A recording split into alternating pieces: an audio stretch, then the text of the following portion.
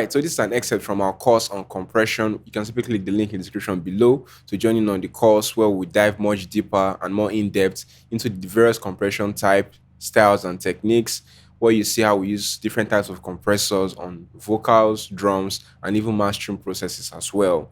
If you're interested in that, be sure to check out the course after you're done with this free masterclass. Alright, let's get started.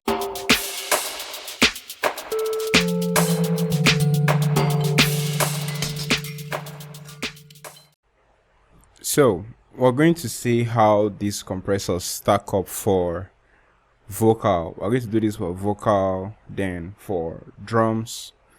So here we're starting with the Vca compressor. I already loaded all these compressor because after we see how they sound on the vocal, then we're going to hear a comparison of all the compressors. So now we have a Vca compressor right here. This is the DBX 160. It's from Waves Audio. Now, the Vca compressor is commonly known in the audio world as a very versatile compressor because you have so much control and you can have a very transparent sound with this compressor. And at the same time, you can even dial in some harmonics with this, as you can add some little bit of grit and distortion with this kind of compressor. And this compressor is great for vocals, drums, percussions, and you can even use it on your mix bus for your maybe group vocals, vocal bus, or your drums bus, or even your horns. It's a very versatile compressor you can use for in a lot of scenarios. And we're going to try and see how this sounds for vocals. So remember earlier I said threshold is the level at which your compressor starts working. That is the level in loudness. When it exceeds that level, it starts working. And this is the compression itself. This is the gain output. Now, if you notice, this compressor does not have a set attack and release. The attack and release is built into it. Now, this is where you start to see compressors varying based on, because this is modeled after an analog compressor. This way you start to see different variations of compressor, where some may even have just one or two buttons and some may have a lot of buttons going on. Now you see this compressor does not have an attack and release. The attack and release is built into it. It sets the attack and release based on the input signal coming into it. So you really don't have much control over the attack and release of this compressor. So let me turn this on, this Vca compressor, and then we adjust it to try and level. Now, what the basic use of a compressor is to control the dynamic range of a signal coming in. So let's listen to this song uncompressed. I love you, I need you, see I want you, can't hurt you, cause I need you in my life, I need you in my life, I love you, see I need you, see you love me, can't hurt you, so my baby be my wife, so my baby be my wife, girl I love you, when you love me too, can I hold you, when you hold me too, don't let me too fall. See, don't let me too fall. See, girl, I love you when you love me too. Can I hold you when you hold me too? Don't let me too fall. See, don't let me too fall. Don't let me too fall. Oh, oh, don't let me too fall. Say, oh, oh, don't let me too fall. So if you notice, there are some peaks here, some parts that really stick out. For example, this region here, the way you said don't let there was really loud. And then we have another peak right here, the fall, and then we have another peak right here. I love you, I need you. That's another peak, and we have some right here as well. I love you, I need you, see I want you, can't hurt you, cause I need you. No, he started with a lot of energy, then the energy started to die down as he goes on and on in the verse. So now let's see how we can control this with the compressor.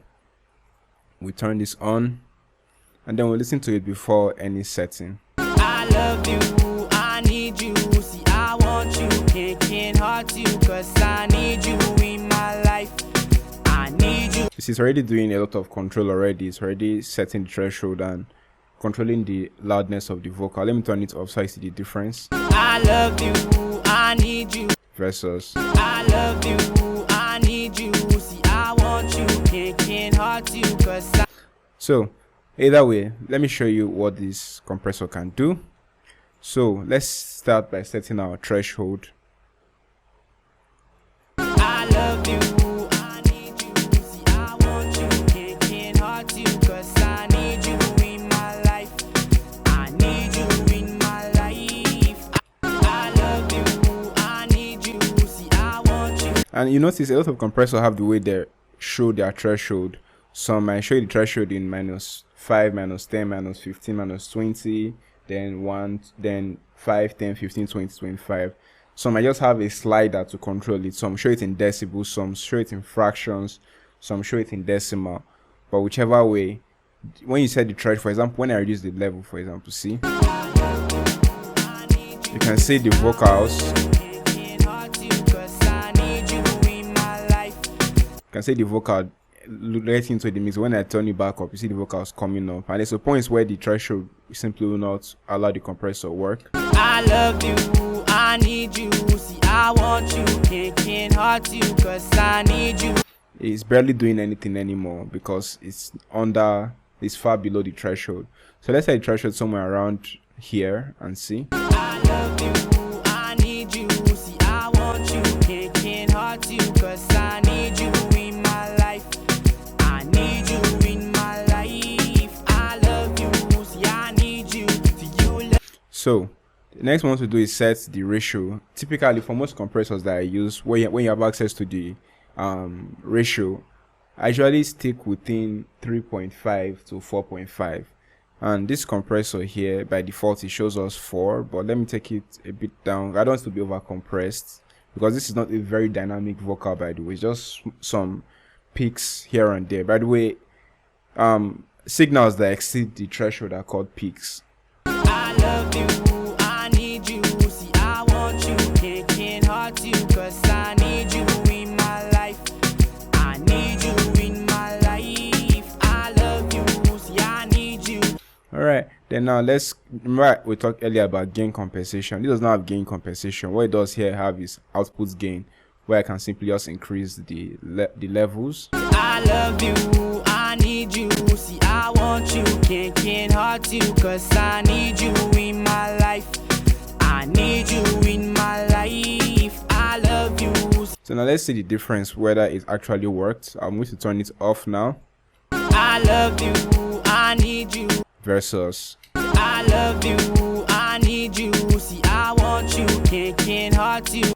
listen again. I love you, I need you. See, I want you, can't hurt you, cause I need you. You can see without the compressor it's really dynamic and it's over the place, but the compressor it tames it without squashing it. I love you, I need you. See, I want you, can't hurt. If I want to squash the vocal, I've increased the compression all the way here. I love you, I need you. See, I want you, can't hurt you.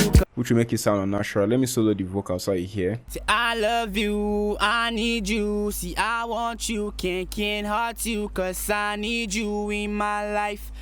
I need you in my life. I love you. You see, it sounds really unnatural. It sounds like as if the artist is now grasping for air. So we don't want that kind of effect. We'll take it down. Then we'll adjust the. So you have to be careful of your threshold and your ratio so you don't kill the vocal. Let's take it all the way down to, let's say, 3.7 or so. Then See, I love you, I need you. See, I want you, can't hurt you, cause I. without it, See, I love you, I need you. See, I want you, can't. See, I love you, I need you. See, I want you. you can see it's more controlled and it compresses the vocal. Alright, so if you find this masterclass to be helpful, don't forget that you can get this full course on our Udemy page by simply clicking the link in the description below, or even get a discount on our course. And you can also join our Telegram group where you get access to kits, loop files, project files, and so much more that will help you speed up your learning process as well. I look forward to see you on the other side. I'm Sir Classy. This is SC Tuts. Hit the subscribe button. Cheers.